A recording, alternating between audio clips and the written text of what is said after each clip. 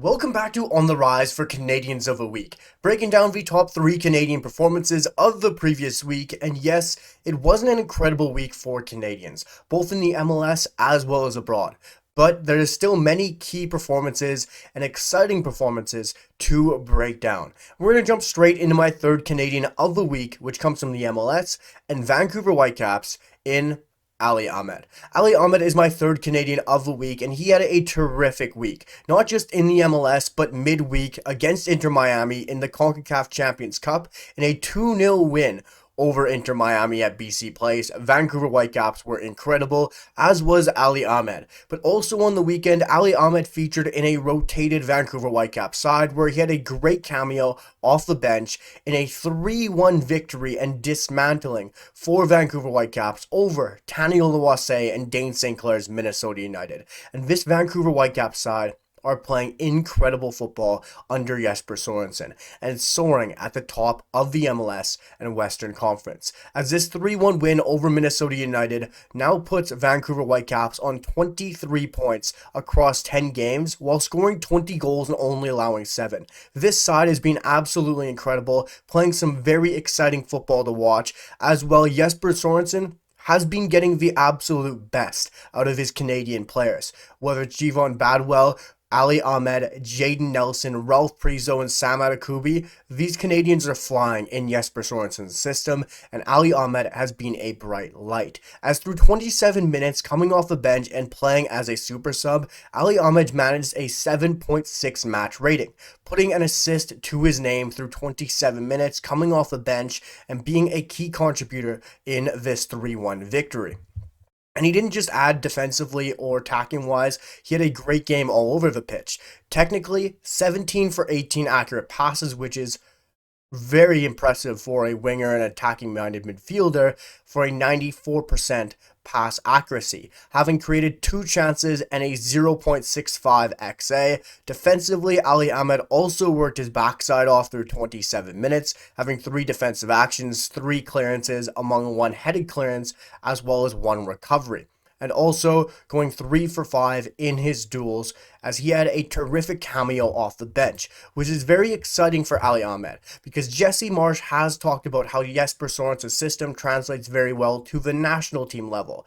And Ali Ahmed, while adding in goals and assists to his resume, to his locker, is huge, and he has done that against Minnesota United, and that is something that needs to continue throughout their season, as I very much expect it to.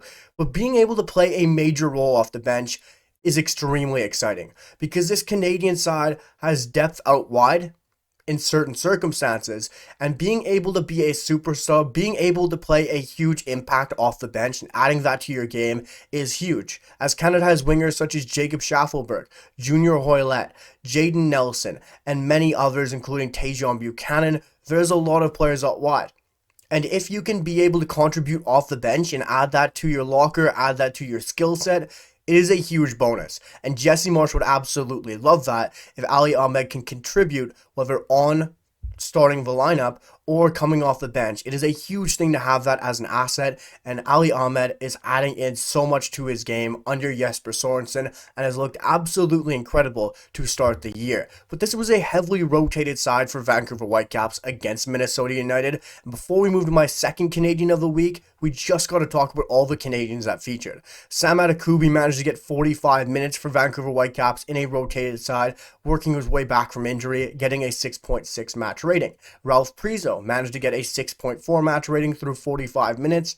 And even Jaden Nelson getting match time, getting 64 minutes under his legs, returning from injury, getting back to his form, getting back to his fitness levels, and looking decent as well. And even a young Canadian in Tajon Buchanan managed, the 19-year-old Canadian central midfielder, had a 7.6 match rating, which is very impressive, and getting 64 minutes, and was the most fouled player in the match. His dribbling is very good technically. Tajon Buchanan is a very exciting player to keep an eye on. Lots of Canadians featured, and Ali Ahmed was my third Canadian of the week. But moving on to my second Canadian of the week, and sticking in the MLS. Unfortunately, it doesn't come in a win, but it's Sporting Kansas City, Zorham Basong.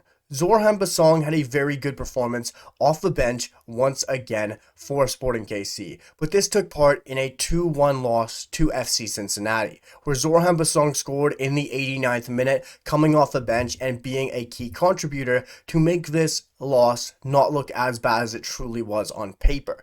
But this FC Cincinnati side are absolutely flying in the MLS. This win over Sporting KC puts them on 22 points across 10 games played. But on the one hand, for Zorham Basong, his side are off to a terrible start.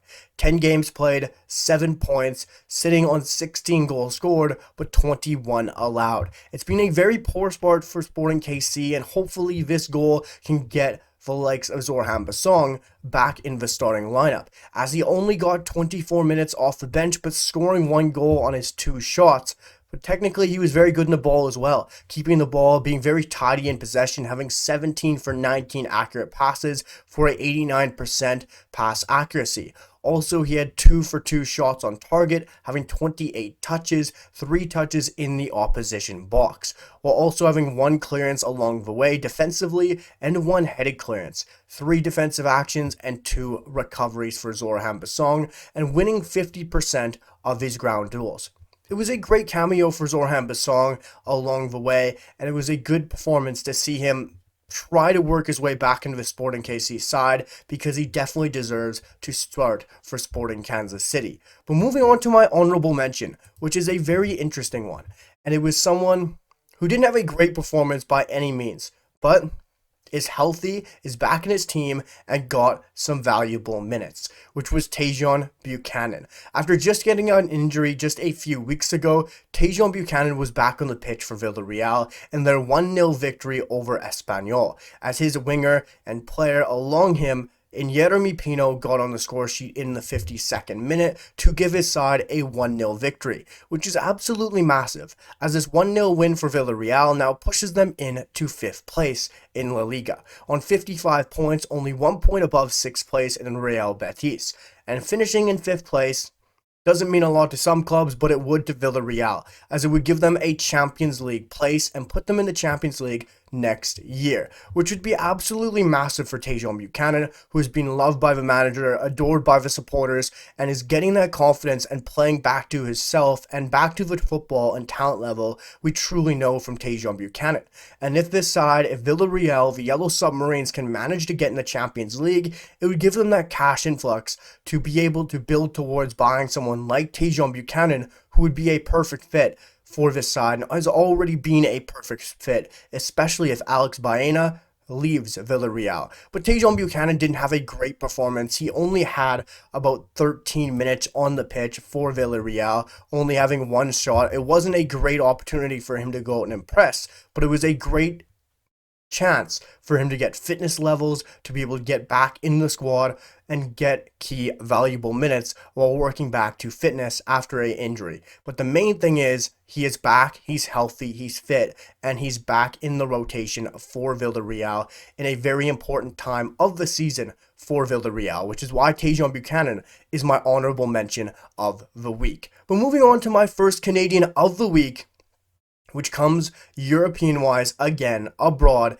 and one who has won the title. The Scottish Premiership, which has been won by Celtic and Alistair Johnston for his 3rd time as a Celtic player, and also his 7th title for Celtic FC, which is extremely exciting, as this came in a 5-0 victory over Dundee United, as Alistair Johnston managed to also pick up an assist in this game and playing extremely well, as we know, for Alistair Johnston. But this 5-0 win for Celtic crowned them Scottish Premiership champions, but also they've been incredible all season long. 34 games played, 102 goals scored, and only allowing 22, while having a plus 80 goal differential and having 84 points. While Rangers finished in 2nd so far on 67 points right now, they have been incredible, Celtic, and Alistair Johnston has been a pivotal part of that, defensively as well as going forward. Going forward, he's been terrific at delivering balls into the box,